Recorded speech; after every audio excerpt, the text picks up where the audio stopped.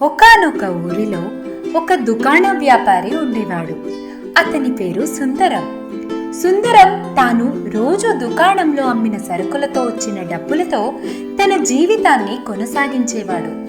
కానీ అతనికి ఆ సరిపడా వచ్చిన డబ్బు కాకుండా చాలా సంపాదించాలని ఆశగా ఉండేది. ఒకరోజు వాళ్ళ బామర్ది అయినటువంటి రంగా అతనింటికొచ్చాడు. రంగా చాలా జిత్తుల మారి. ఇంటికి వచ్చిన రంగకి సుందరం మంచి విందు ఇచ్చాడు. తర్వాత సుందరం తన మనసులోని మాటల్ని రంగతో ఇలా వెల్లడించాడు. ఇప్పుడు చేస్తున్న వ్యాపారంలో పెద్దగా లాభాలు లేవు. ఏదో కొద్దో గొప్ప మిగులుతున్నాయి.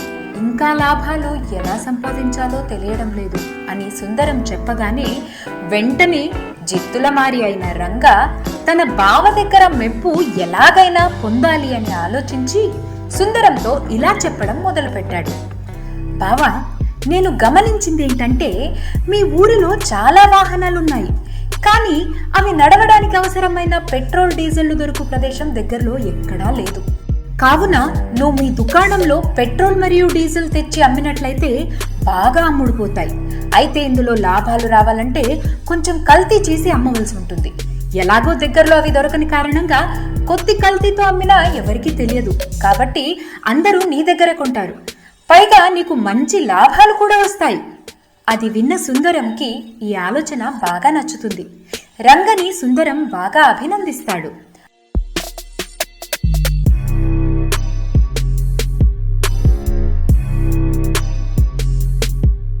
ఆ తర్వాత అలాగే చేయడం మొదలు పెడతాడు.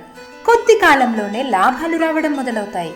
సుందరానికి ఇంకా ఆశ పెరిగిపోయి పెట్రోల్ డీజిల్లో ఇంకా ఎక్కువ కల్తీ చేసి అధిక లాభాలు పొందాలని అనుకుంటాడు. అలా ఇంకా ఎక్కువ కల్తీ చేయడం మొదలు పెడతాడు సుందరం. దానివల్ల ఆ చుట్టుపక్కల ఊర్లో చాలా మంది వాహనాలు తొందరగా చెడిపోవడం మొదలయ్యాయి. వాళ్ల వాహనాలు మాత్రమే పోవడంతో కొంతమంది కలిసి ఆ వాహనాలు చెడిపోవడానికి గల కారణం తెలిసిన వాహనాలు పరీక్షించే మెకానిక్ దగ్గరికి వెళ్తారు. ఆ వాహనాలు పరీక్షించిన ఆ మెకానిక్ ఈ వాహనాల్లో కల్తీ పెట్రోల్ మరియు డీజిల్ పోయడమే కారణమని తెలుపుతాడు.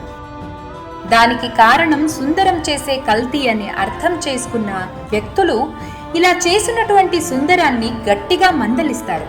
దాంతో సుందరానికి ఊర్లో ఉన్న మంచి పేరు పోయి చెడ్డవాడిగా గుర్తించి అందరూ అతన్ని చెడ్డవాడిగా చూస్తుంటారు.